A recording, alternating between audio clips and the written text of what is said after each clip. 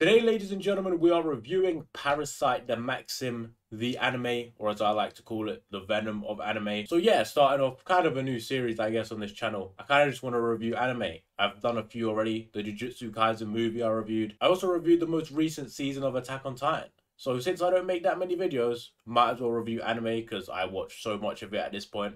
So yeah, we're going to start off with Parasyte The Maxim. And yeah, hopefully they'll get better as we go along. But anyway, I'm gonna start off with what I was expecting with this anime. I was expecting at least like a solid 8 out of 10 based on what I've heard of it. I was expecting a very, very good anime.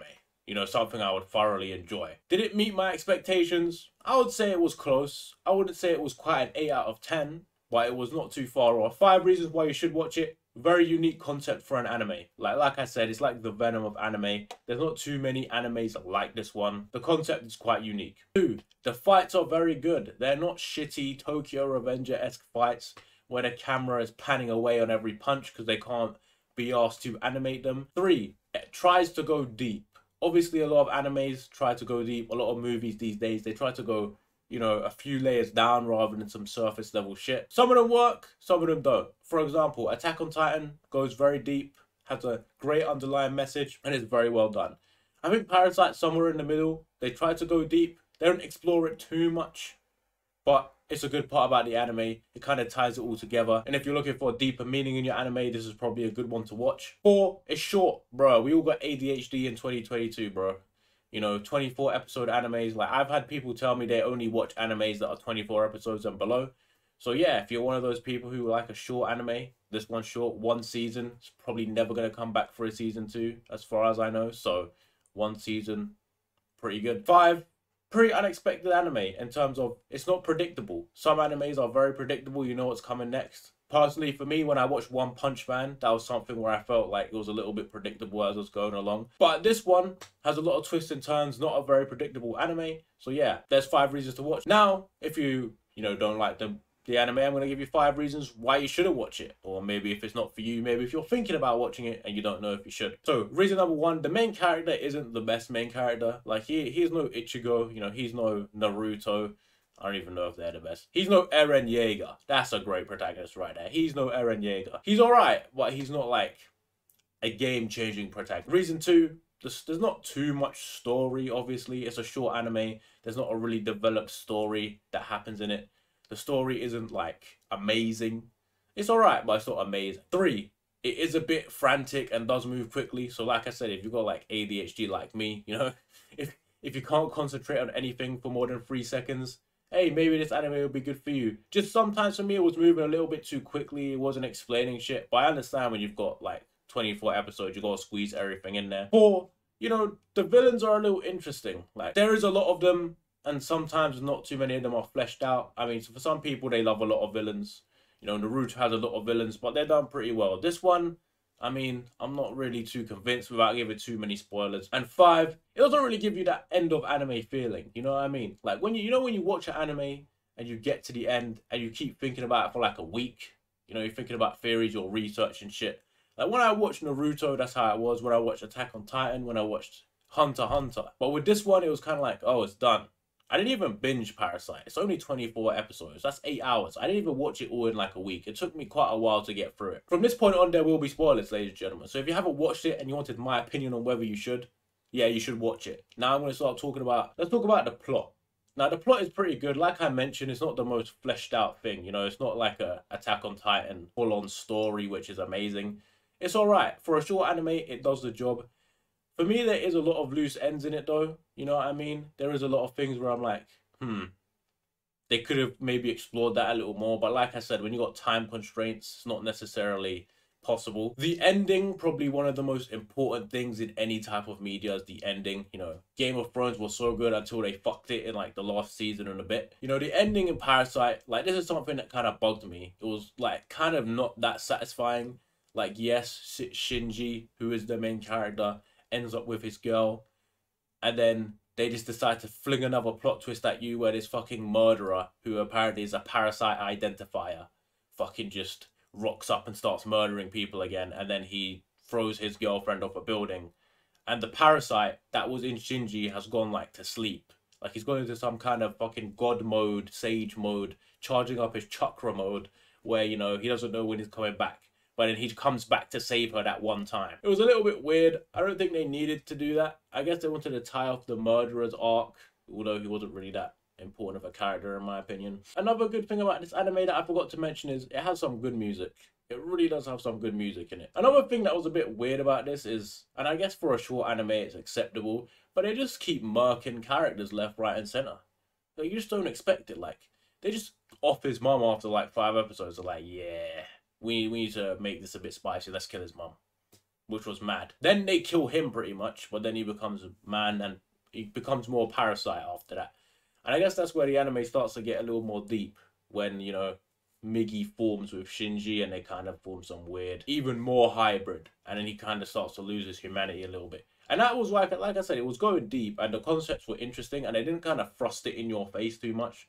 Like when he threw the dog in the bin, which was pretty funny. But yeah, like, I don't have too many gripes with the plot. The anime in total was pretty good. Although towards the end when that guy decided to commit genocide on parasites, it was pretty weird.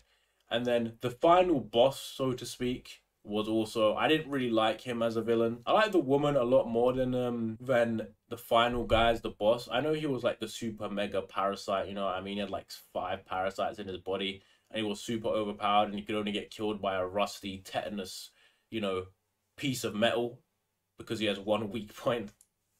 A bit weird. And even when he died, he was still coming back to life. And then they offed him. So yeah, I mean, like I said, the villain isn't great. I think the woman was a much better villain, although she was kind of, again, feeding into the deep narrative. Also, when they killed off the girl who was a bit of his love interest, like when he was competing with the 2 girls, I preferred the first girl, not the one he ends up with, who is, I guess, his crush. I mean the other one who was kind of a stalker.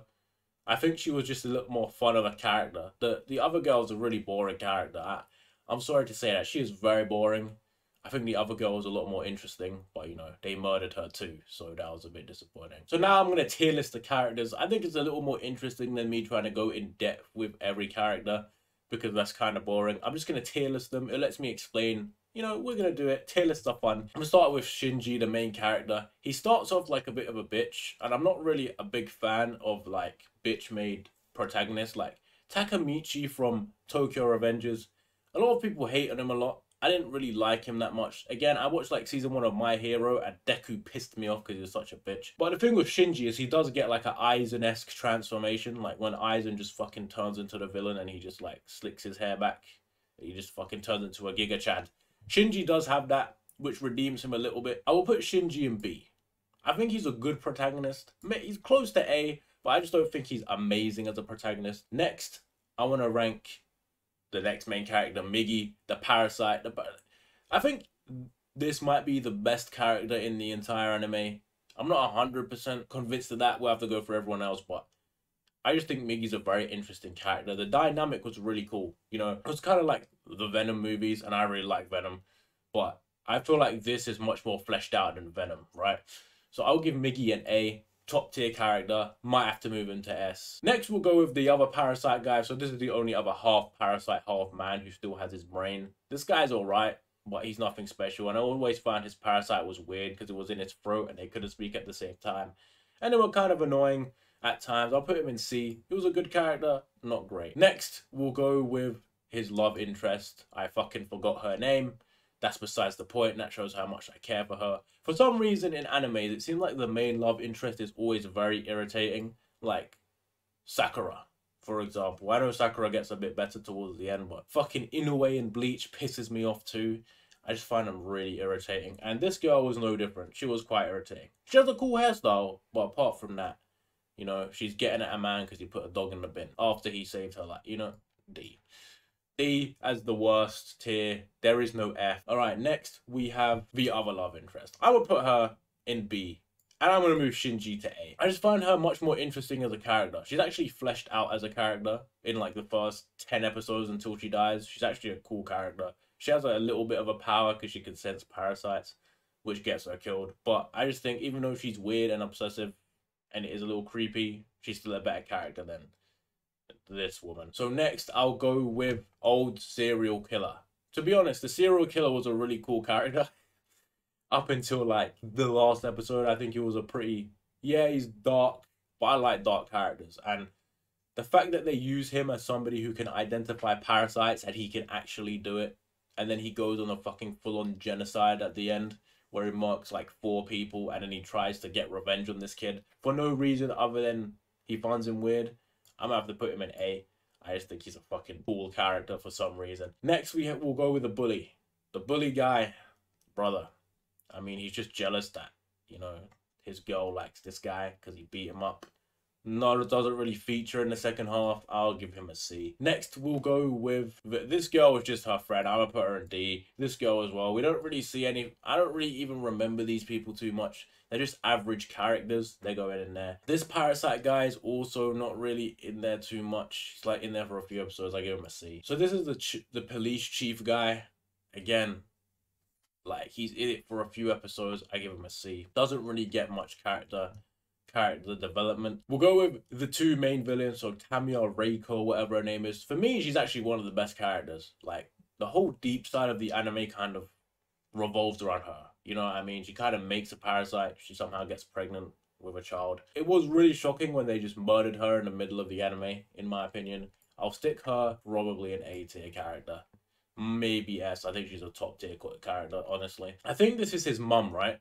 But she looks like when she's the Parasyte version. His mum doesn't really feature too much. The only backstory we get on his mum is that she like sacrificed her forearm for boiling water so it didn't drop in his head and he didn't become deformed. I'll put her in C. She doesn't really feature, although she does play a vital part in the anime in terms of him getting fucking impaled through the chest. This dude is just another parasite who just a bit hungry for blood.